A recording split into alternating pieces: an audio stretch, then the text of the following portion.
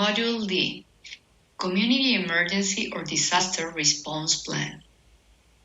This module is aimed to all actors and stakeholders of the community. How do we translate what we have seen in Module C into a plan in the community? During this module, we will explore this. This module has the following objectives. Show the importance at the community level of developing a community emergency or disaster response plan. Know the important aspects and steps needed to develop a community emergency or disaster response plan, and provide the necessary templates for the development of the steps that make up the development of a community emergency or disaster response plan.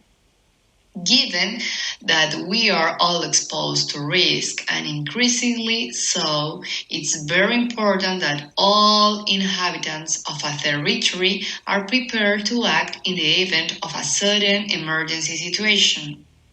A community disaster response plan is a community-centered planning instrument comprising a set of measures, actions, coordination mechanisms, and protocols for action developed by the community.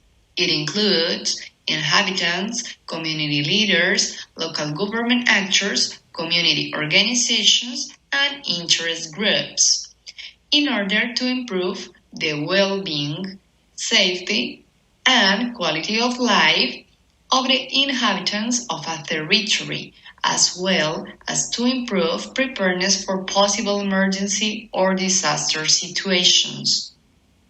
Having a community emergency or disaster response plan in place will enable communities to, among other things, saving lives as well as protecting livelihoods, to increase their knowledge of the risk to which they are exposed, develop initiatives and projects that benefit the whole community in an inclusive manner, protect vulnerable groups from identified threats, strengthen the resilience of its inhabitants, reduce potential damage and losses in the event of a disaster, and developing joint initiatives with other actors.